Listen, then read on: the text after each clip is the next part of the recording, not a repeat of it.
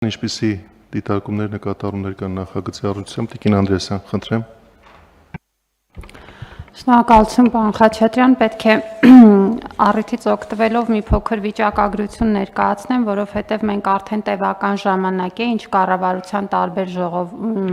տարբեր որոշումներով համապատասխան տարածքներ ենք հատկացնում Թումոյի գործունեության ընդլայնման համար եւ այս պահին ունենք իրավիճակ, որ մեր երկրում գործում են 6 խոշոր կենտրոններ եւ դրանցից 35 տուփեր, որտեղ շաբաթական հաճախում են ավելի քան 21000 երեխաներ եւ սա թույլ է տվել, որպեսզի մենք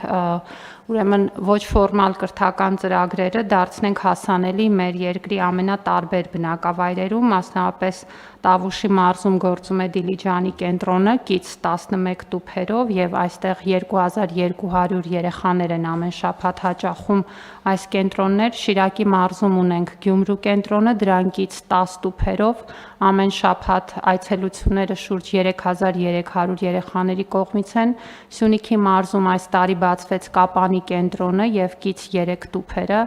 ամեն շաբաթ ընդունում են 1200 երեխաների Երրորդ տուփը բառացիորեն բացվել է Գորիսում մի քանի օր առաջ, Տավուշի մարզում գործում է Կողբի կենտրոնը, կից 4 տուփերով ամեն շաբաթ հաճախում են շուրջ 1000 ուսանողներ, Վայոց ձորում արդեն իսկ ունեինք Եղեգնաձորում ժամանակավոր կենտրոն եւ այս ուրեմն նոր ստեղծված հնարավորությունը կգա ընդլայնելու երեխաներին ընդունելու հնարավորությունները եւ ավելի մեծ թվով երեխաներ կկարողանան հաճախել, կից գործում են նաեւ 3 տուփեր Վայոց ձորի տարբեր բնակավայրերում ամեն շաբաթ շուրջ 800 երեխաներ ընդգրկելով եւ իհարկե ամենաառաջին կենտրոնը, որը բացվել է 2011-ին Երևանում, Թումո Երևանը 4 կից տուփերով ամեն շաբաթ ընդունում է ավելի քան 12200 ուսանողներ։ Եվ կարծում եմ, որ սա շատ լավ հնարավորություն է, գիտեք, Թումոն ընդլայնվում է նաև աշխարհի տարբեր երկրներում, հունիսի 1-ին Ճապոնիայում բացվեց բառացիորեն մի քանի օր առաջ Ուրուգվայում Թումոյի բացման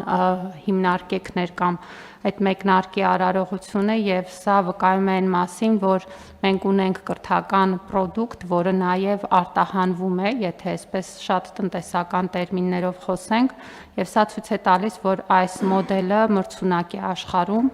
բայց սա ամբողջ իրավիճակը չի, ես կուզեմ նաեւ ընդգծել, որ մենք ունենք նաեւ քոաֆ կենտրոնները մեր երկրում, որտեղ շուրջ 5000 երեխաներ են հաճախում 54 բնակավայրերից, բացի դրանից գիտեք, որ պետությունը ֆինանսավորում է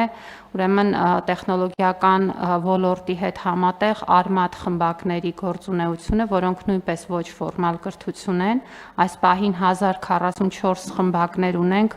շուրջ 16000 հաճախող երեխաներով եւ սա ցույց է տալիս, որ ոչ ֆորմալ կրթության հնարավորությունները մեր կրթական համակարգում էապես ընդլայնվել են եւ սա նաեւ կրթության որակի բարձրացման ու դպրոցին աջակցության շատ կարեւոր ուղղություն է։